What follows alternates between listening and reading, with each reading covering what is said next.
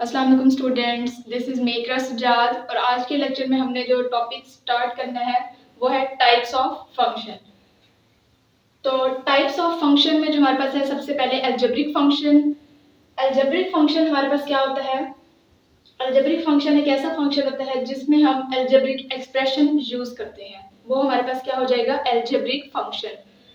तो algebraic function हमारे पास function which are defined by algebraic expression called algebraic function. तो जो हमारे पास algebraic फंक्शन होता है हम इसको मजीद किस तरह से कैटेगराइज करते हैं, इसको मजीद इसमें कौन कौन से फंक्शंस आ जाते हैं। तो हमारे पास इसमें जो फर्स्ट फंक्शन आता है वो हमारे पास है पॉलिनोमियल फंक्शन। तो जो हमारे पास पॉलिनोमियल फंक्शन होता है वो क्या होता है? A function p of the form p of x is equal to a n x की power n a plus a n minus one x की power n minus one plus a n minus two x की power n minus two plus up to सॉन a two x की power two plus a one x plus a naught. तो ये हमारे पास polynomial function की जो form होती है, पॉलिनोमियल फंक्शन को हम इस तरह से राइट करते हैं। इसमें जितने भी एक्स हैं फॉर ऑल एक्स के लिए, और जहां पे जो हमारे पास a n minus one a n minus to जो इसमें कोएफिशिएंट्स यूज हम करते हैं, x के साथ जितने भी कोएफिशिएंट्स हमने यूज करते हैं a n minus one a n minus two a two a one and a naught, ये तमाम के तमाम हमारे पास होते हैं कोएफिशिएंट्स। और ये जो कोएफिशिएंट्स हैं ये क्या होने चाहिए? हमारे पास रियल नंबर्स होने चाहिए। पॉलिनोमियल फंक्शन में हमारे पास टू ही कंडीशंस होती हैं कि जो हमारे पास कोएफिशिएंट्स हैं a n minus one a n minus two a two a one and a naught, ये होने चाहिए हमारे पास रियल नंबर्स। और सेकंड जो हमारे पास इसमें कंडीशन होती है पॉलिनोमियल फंक्शन में वो क्या होती है कि एक्सपोनेंट्स जो हैं वो हमारे पास नॉन नेगेटिव इंटीजर्स होने चाहिए। तो अब हमारे पास एक्सपोनेंट्स क्या है? जो x की पावर में होंगे, यानी n, ये वाला n माइनस वन, ये तमाम की तमाम जो x की पावर्स हैं ये हमारे पास क्या है? एक्सपोनेंट्स। Exponents mean power. तो जो हमारे पास एक्सपोनेंट्स हैं ये नॉन नेगेटिव इंटीजर्स होने चाहिए, यानी पावर हमारे पास कभी नेगेटिव नहीं होनी चाहिए। तो हमारे पास जब ये दो कंडीशंस फुलफिल हो जाएं, यानी जो कोएफिशिएंट्स हैं वो रियल नंबर हो जाएं और एक्सपोनेंट्स जो हैं वो नॉन नेगेटिव इंटीजर्स हो जाएं, तो इसको हम बोलेंगे कि हमारे पास है पॉलिनोमियल फंक्शन।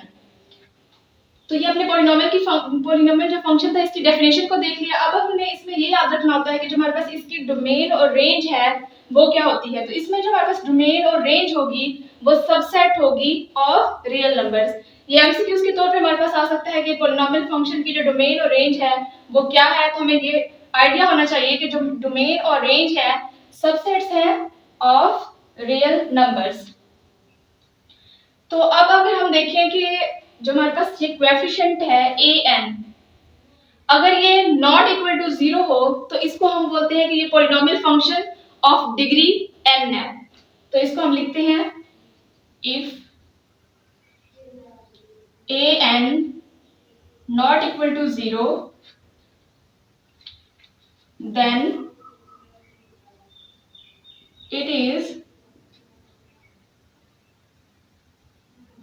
polynomial function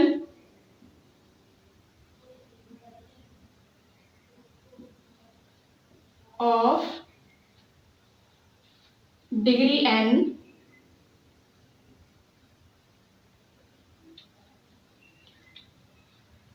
तो हमारे पास अगर an not equal to zero होगा तो इसको हम बोलेंगे polynomial function of degree n। इसकी हाईएस्ट पावर जो हमारे पास होगी फिर n हो जाएगी, तो हमारे पास ये डिग्री क्या बन जाएगा? n का, विद लीडिंग कोएफिशिएंट्स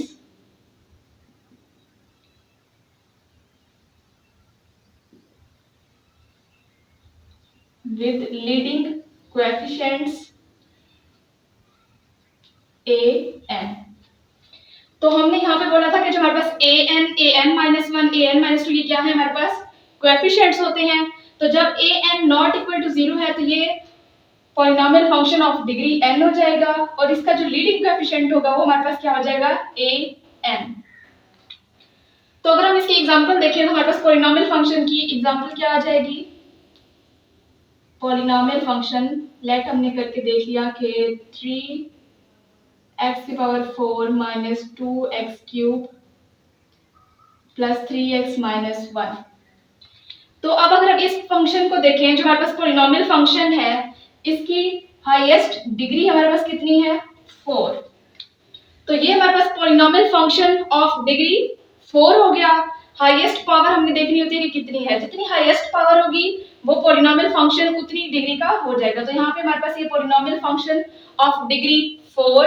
अब इसमें लीडिंग कोएफिशिएंट क्या है? लीडिंग कोएफिशिएंट वो होगा जो हाईएस्ट पावर के साथ कोएफिशिएंट होगा। तो हमारे पास यहाँ पे 3 इसका लीडिंग कोएफिशिएंट हो जाएगा। तो ये हमने पॉलिनोमियल फंक्शन को डिस्कस कर लिया। अब हम इसका सेकंड जो इसकी टाइप बनती है उसको डिस्कस करते हैं।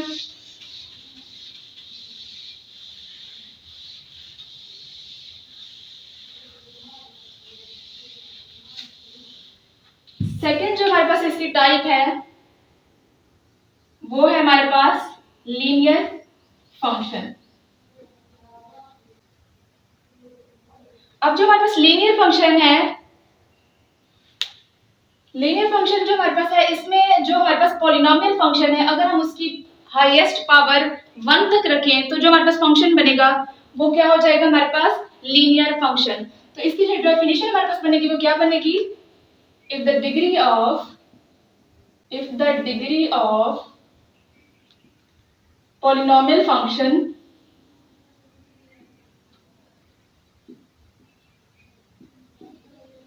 is 1। अगर पॉलिनोमियल फंक्शन की हम डिग्री 1 तक रखें तो जो हमारे पास फंक्शन होगा क्या हो जाएगा? वो linear function. Then function is called degree of polynomial function क्या है? 1। तो इसकी अगर हम एग्जांपल देखें तो हमारे पास क्या बन जाएगा? f of x is equal to linear function है, पावर हमने 1 तक रखनी है यानी 3। यानी यहाँ पे हमारे पास जो x की पावर है वो हमने कहाँ तक रखनी है? 1। तो जहां पे x की पावर 1 यानी इसमें x की पावर 2 3 नहीं होनी चाहिए, जस्ट x की पावर 1 होनी चाहिए। तो ये हमारे पास क्या हो जाएगा? Linear function. यहाँ पे कोई कांस्टेंट लगा दें 1, तो ये हमारे पास बन गया लीनियर फंक्शन। इसमें x की पावर 1 है। If the degree of polynomial function is 1, then function is called linear function। x की पावर हमने 1 रख दी तो ये हमारे पास बन गया लीनियर फंक्शन। अब जब हमारे पास इसकी थर्ड फंक्शन को हम मजीद कैटेगराइज कर रहे थे तो उसकी जो थर्ड टाइप है, थर्ड टाइप हमारे पास इसकी क्या है? Identity function. आइडेंटिटी फंक्शन क्या होता है? For any set x the function I is function from x to x, that is I of x is equal to x for all x belongs to capital X is called identity function।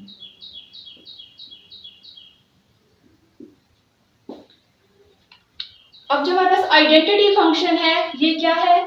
ये ऐसा function है I is a function from x to x, यानी इसमें अगर हम x की कोई भी वैल्यू पुट करें तो अगेन जो इसका आंसर है वो भी हम वही गेट करें, तो इसको हम बोलेंगे आइडेंटिटी फंक्शन। तो इसको हम इस तरह से इसकी डेफिनेशन को डिफाइन करते हैं। अब अगर हम इसकी एग्जांपल देखें और जो हमारे पास इसकी डोमेन है वो भी सेट ऑफ यही x है, यही सेट x जो है हमारे पास इसकी डोमेन और रेंज भी बनेगी। तो अगर हम यहाँ पे फंक्शन लेट कर लें, मैं यहाँ पे x की जगह 2 लेट करूँ तो क्योंकि x की यहाँ पे भी 2 है, यहाँ पे भी x है, तो मैंने x की जगह जब 2 पुट किया तो यहाँ पे भी मेरे पास 2 आ जाएगा। तो I of 2 मेरे पास 2 ही आ गया, यानी इसकी जो हमने यहाँ पे डोमेन पुट की वही हमें इसकी रेंज मिल जाएगी। तो ये हमारे पास क्या हो जाएगा? Identity function. अब इसमें हमारे पास जो इसकी फोर्थ टाइप है वो क्या है? हमारे पास constant function. Constant function function क्या हो जाएगा? फॉर एनी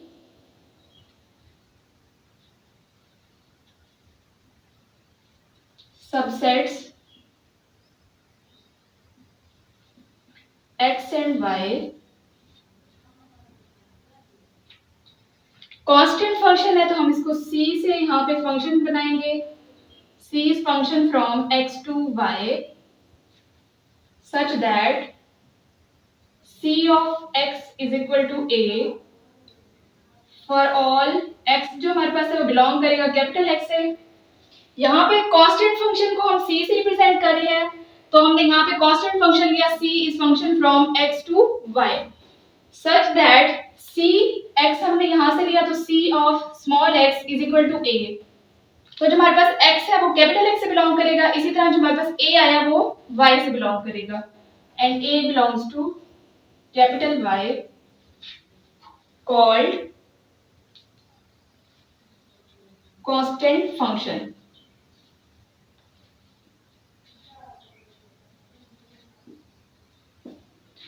अब अगर हमारे पास जो x एंड y है वो रियल नंबर से बिलोंग करें तो इसकी जो हमारे पास एग्जांपल बन जाएगी वो क्या बन जाएगी? c is function from r to r अगर हम ले रहे हैं तो इसमें हमारे पास अगर हम x की जगह कोई भी वैल्यू पुट कर दें तो हमारे पास a में कोई भी चेंज नहीं होगा क्योंकि गिव वेरिएबल नहीं है। a जो हमारे पास यहाँ पे क्या है? Constant. a belongs to y जो हमारे पास है ये क्या है? फिक्स्ड।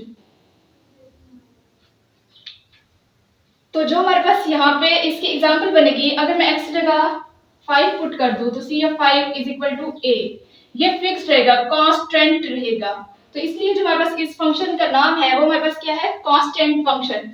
यानी यहाँ पे अगर हम x की जगह कोई भी वैल्यू पुट कर दें तो जो हमारे पास a है उसमें कोई भी इफेक्ट नहीं हुआ, a वही का वही कांस्टेंट रहा, इसको हम बोलेंगे हमारे पास है कांस्टेंट फंक्शन। अब जो हमारे पास रैशनल फंक्शन है, रैशनल फंक्शन को हम किससे रिप्रेजेंट करते हैं? r of x से। x अब हम इसकी डेफिनेशन को देखते हैं। डेफिनेशन क्या है हमारे पास? A function r of x of the form p of x over q of x। अब जो हमारे पास p of x and q of x है ये क्या होना चाहिए हमारे पास? Polynomial functions. p of x and q of x जो हमारे पास है आर पॉलिनोमियल फंक्शंस।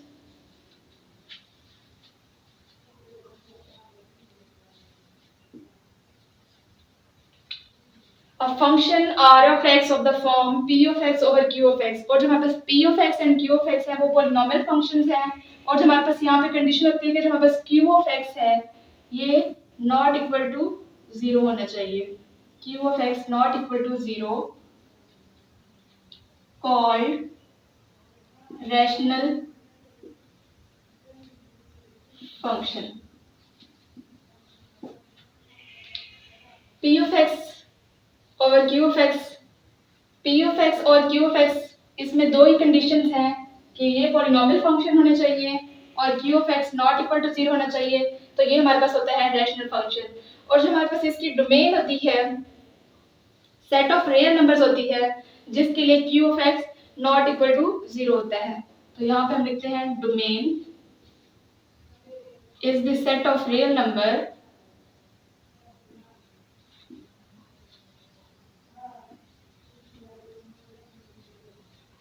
डोमेन जो हमारे पास है is the set of real number for which q of x जो हमारे पास है नॉट इक्वल टू 0। तो ये हमारे पास होता है रैशनल फंक्शन। तो आज के लेक्चर हम करते हैं यहीं पे एंड। अगर आपको इन डेफिनेशन से रिलेटेड कोई भी इशू है तो आप हमें कमेंट सेक्शन में बता सकते हैं। अल्लाह हाफिज़।